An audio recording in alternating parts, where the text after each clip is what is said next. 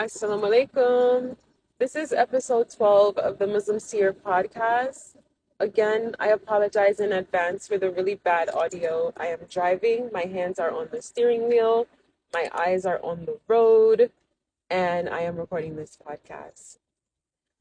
This podcast is going to be kind of a follow up to podcast 11. And I'm going to go on a mini rant. And I usually go on this mini rant with Allah whenever I'm praying. Or whenever I'm just randomly talking to God, like even when I'm not in a state of prayer. And this is a mini rant against Shaitan, and I hope he's listening.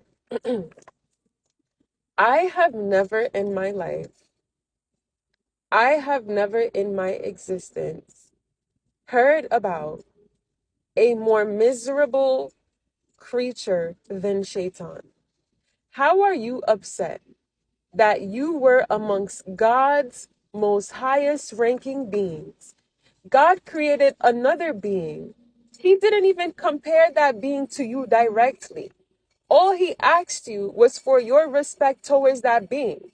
And out of pure self-hatred, you decide to trick that being into a mistake only to destroy yourself.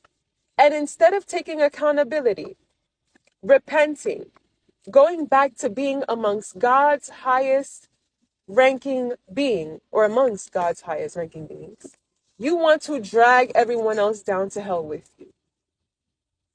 I cannot wait until Judgment Day, inshallah, and may we all get there safely and have an excellent Judgment Day amongst the righteous of God's beings, right? But I cannot wait until Judgment Day, and excuse my language, I'm about to mini curse right now, so skip over this if you don't want to hear it. I cannot wait until Judgment Day so I can slap the shit out of Shaitan. Because Shaitan is the reason for all the bad things that are happening, that is happening on earth, number one. Number two, Shaitan is the reason why people make bad decisions. Shaitan is the reason why people become evil. Shaitan is the root of all evil. Period. There is no other explanation. There is no reason. It is all Shaitan. All because he admits in the Quran that he is going to hell. He knows he is going to hell. He knows that God is his Lord and our Lord. He knows that what he did to Adam and Eve was messed up. Yet he does not care. And he's trying to drag us down with him. Like, how stupid could you be? How stupid of a creature, how stupid of a being are you? Let me tell you something, my Muslim seers. When I was recording episode 11, I felt a presence in my household, right? Time out. So when I was recording episode 11, which was like a few moments ago, actually, disclaimer, I'm in my car, right? But when I first started recording it, the first time I recorded it, I was actually in my house. And when I was recording that episode the first time, right? I felt a monitoring presence in my house, and I had to stop recording. When I stopped recording, I put on some incense in it's an incense to like clear out jinns.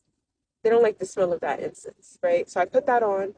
I did my adhkan. So Kul huwallahu ahad 3 times. Kul a'udhu birabbin nas 3 times. Kul a'udhu birabbin falak 3 times. And Ayatul Kursi once. And then I felt clearing of energy. But I still didn't record again until just a few moments ago when I did episode 11. And yeah, I knew that was the presence of Shaitan.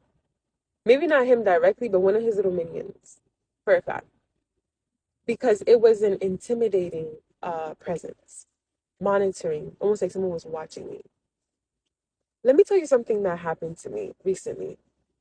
This was like a week or two ago.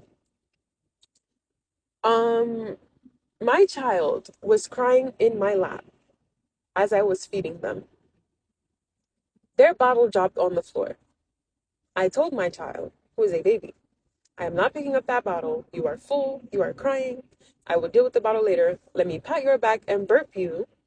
Once I have burped you and laid you down on the bed, I will come back and figure out this bottle situation later. As I am burping this child and looking at the TV, the child stops crying, by the way. I completely forget about the bottle. Child finally burps. I turn to my right towards the remainder of the couch, and I see the bottle right on the couch next to me with the lid on top of it. I did not get up to get that bottle, let alone even look for the lid to put back on top to put it next to me.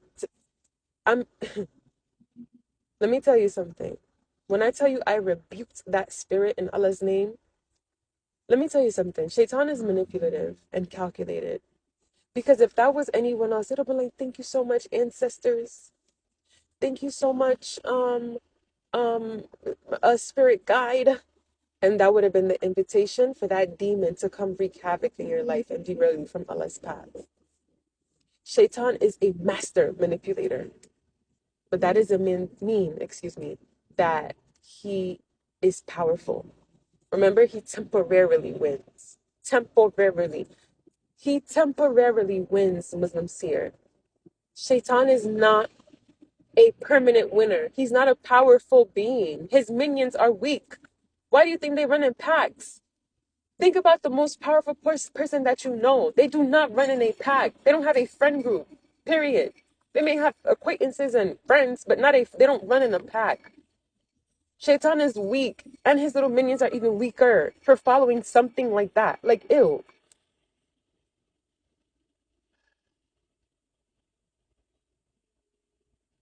It's so crazy how I'm talking about this right now, and I'm looking at a whole bunch of birds flying in a pack together. This was meant to be, okay? That was confirmation that I was supposed to make this episode. Never, ever, ever, ever be intimidated by by shaitan, by demons, by demonic people. I'm sorry, so I don't have cash. Sorry, sorry. Um, Never, ever, ever be um intimidated by demonic entities, by demonic people. They are very weak. They only seek to control through intimidation of weak people or manipulation of strong people. And again, it's only temporary wins, never permanent. All right, stay blessed. Make sure you pray. If you don't give zakat, make sure you always give zakat.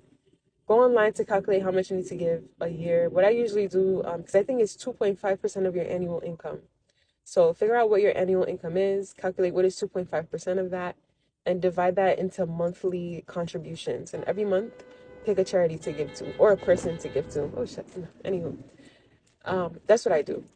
Please do that. That will help you a lot in life. It will enable you to not be stingy. It will enable you to help people. That way, Allah can help you. And it will enable you to be a Muslim and fulfill one of your Muslim pillars, which is to give zakat, give charity. Assalamu alaikum. Episode 13.